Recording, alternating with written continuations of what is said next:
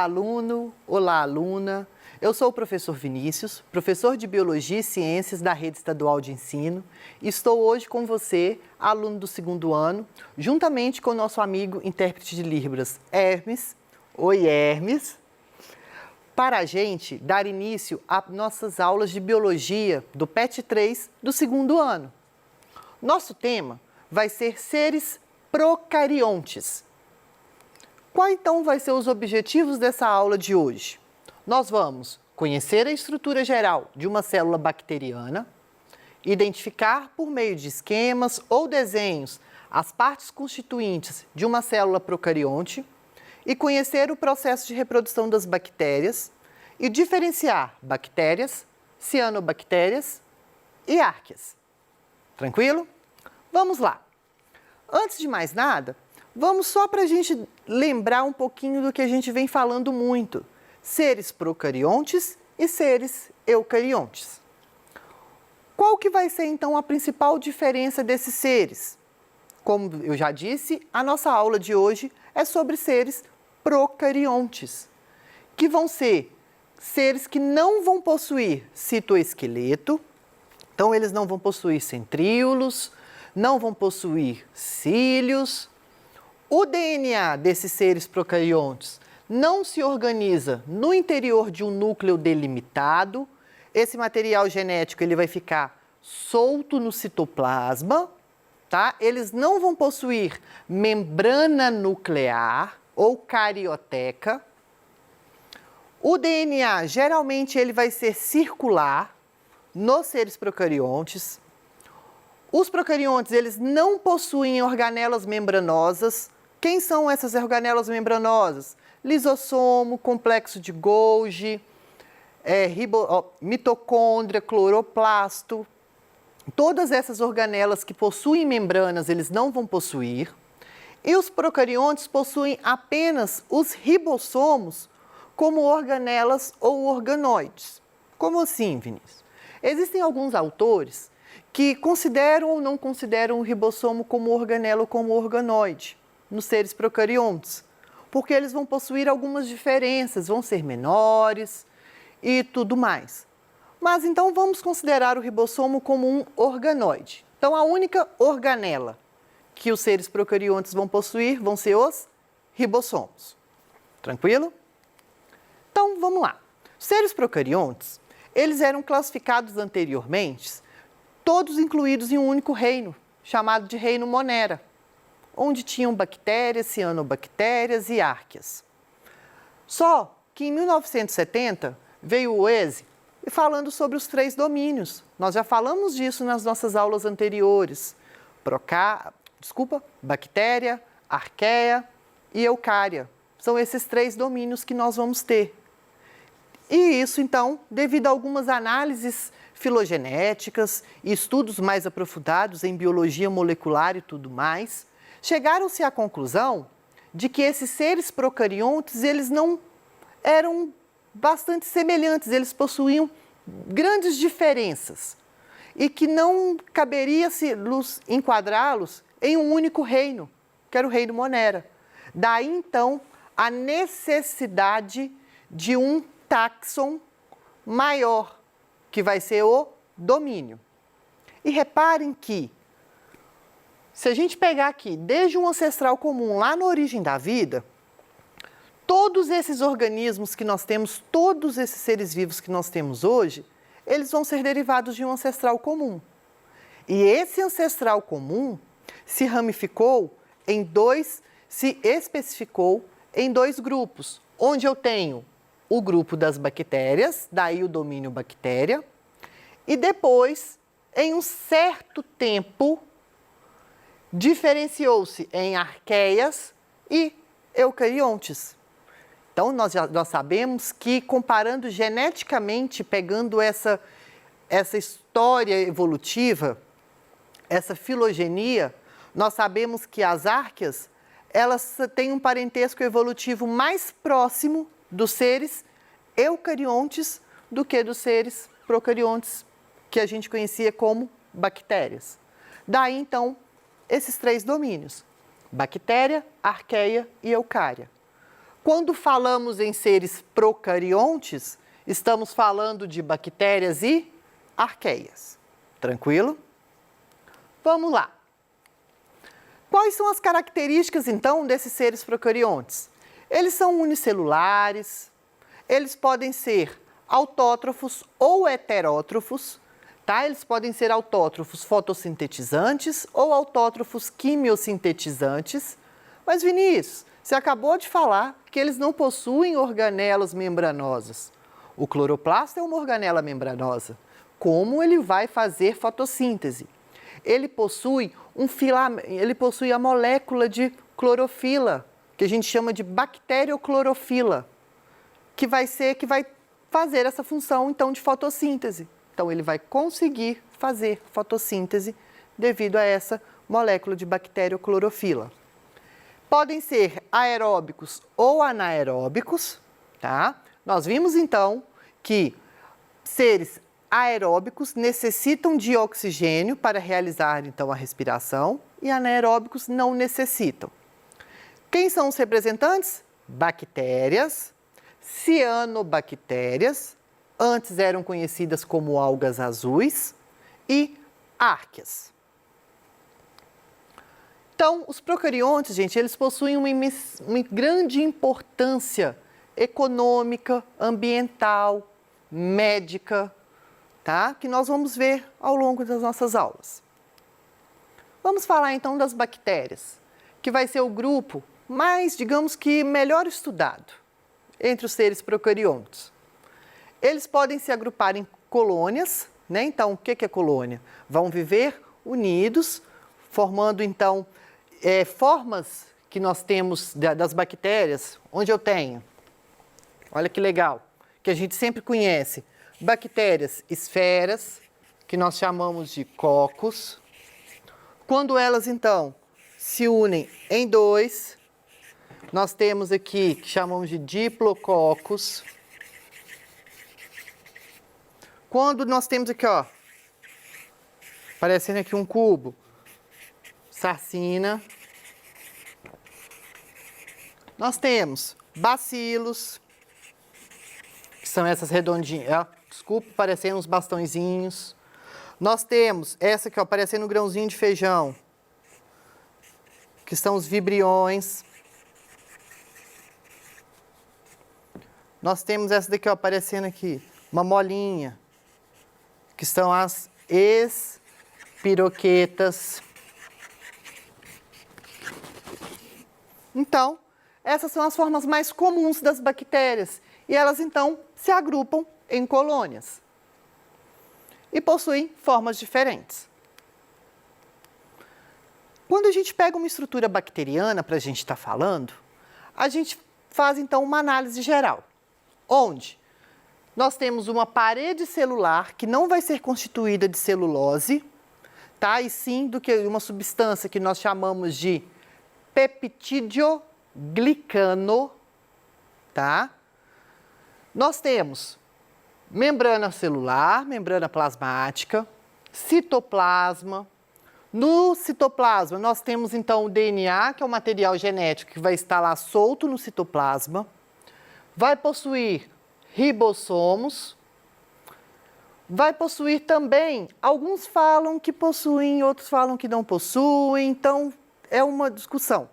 Mas, se aparecer essa estruturinha aqui chamada de mesossomo, que pode auxiliar na defesa, na respiração celular, tá? Dentre outras funções, que é essa aqui, ó, aparecendo aqui um espacinho, que é o mesossomo. Tranquilo? Então, essa é a estrutura de uma bactéria. Algumas possuem flagelos, por isso que a gente coloca representado aqui. Mas o flagelo não vai ser de mesma composição que o flagelo de seres eucariontes. Porque o flagelo de seres eucariontes são formados de microtúbulos. Como eles não possuem citoesqueleto, eles não vão possuir microtúbulos. Os seus flagelos, eles são formados de uma outra estrutura, de uma outra substância, aliás, chamada de flagelina, tá? Vamos lá.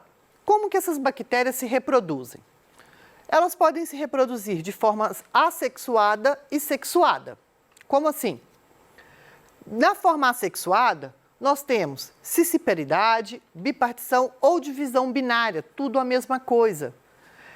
Célula bacteriana, ser procarionte, não faz divisão celular, não faz mitose e não faz meiose.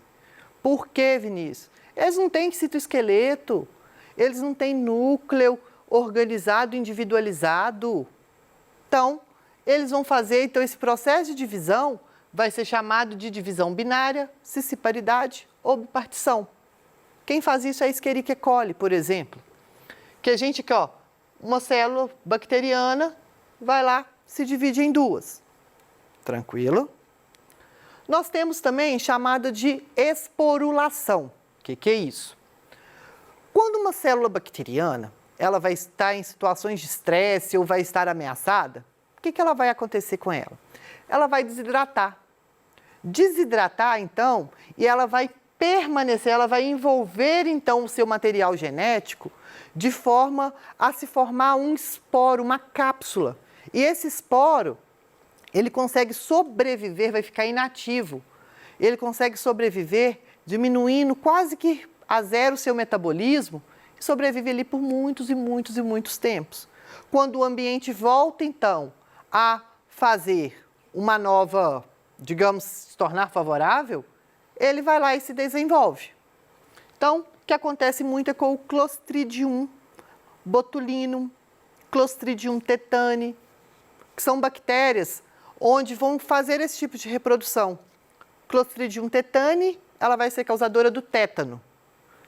Clostridium botulinum vai ser a do botulismo. Sabe quando vocês, a gente vai no supermercado, sempre fala, a mãe da gente sempre fala, não compra enlatado estufado, não compre enlatado estufado. Por quê? Pode haver crescimento dessas bactérias.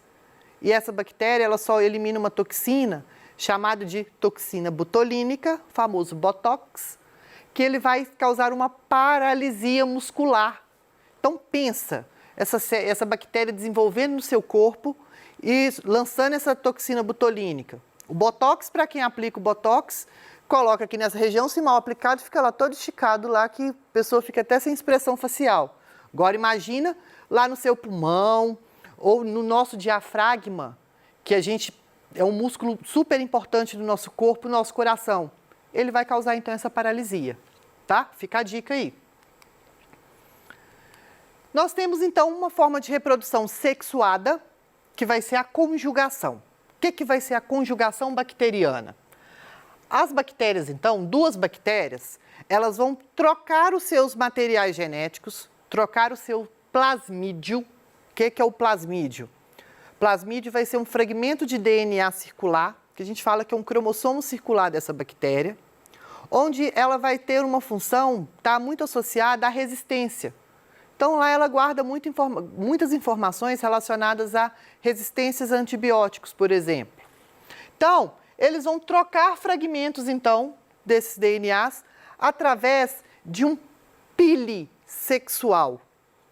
Um pili. Então, que vão ser estruturas que a célula bacteriana tem, que são pilis, onde esses pilis vão se unir e vão formar uma ponte e vão transferir esse material genético. Pode ser mútuo ou de uma para outra. Mas, Vinícius, mas aí se for de uma para outra, como assim? A partir do momento que eu tenho a formação de um novo ser, eu considero isso processo de reprodução. Então, se eu tenho a transferência de um material genético meu, por exemplo, para o nosso intérprete Hermes aqui, o que vai acontecer? Hermes vai deixar de ser Hermes. Ele vai sofrer algumas modificações geneticamente. Tornou-se um novo ser, um tipo de reprodução sexuada, porque necessitou de outro ser vivo para que ela acontecesse, tá? Então, a conjugação vai ser a transferência do material genético através do pili sexual.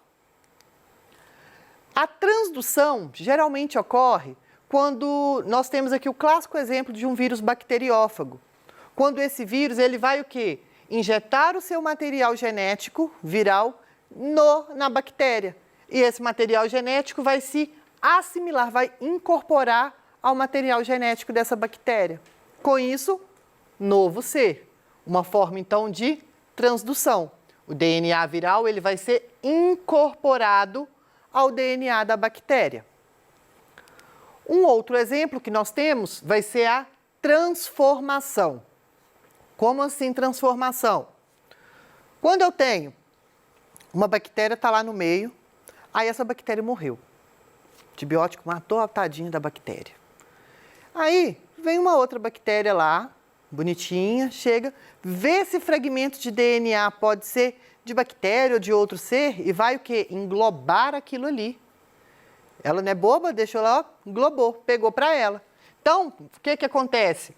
Essa bactéria vai absorver o DNA de outra bactéria que vai estar no meio externo. Então, por exemplo, se eu tenho que, nesse fragmento de DNA, informações, né, genes, capazes dela ser resistente a um determinado antibiótico, e ela era sensível, essa bactéria torna-se, então, resistente a esse antibiótico, devido a essa absorção desse fragmento de DNA que estava solto no citoplasma ou estava solto do meio.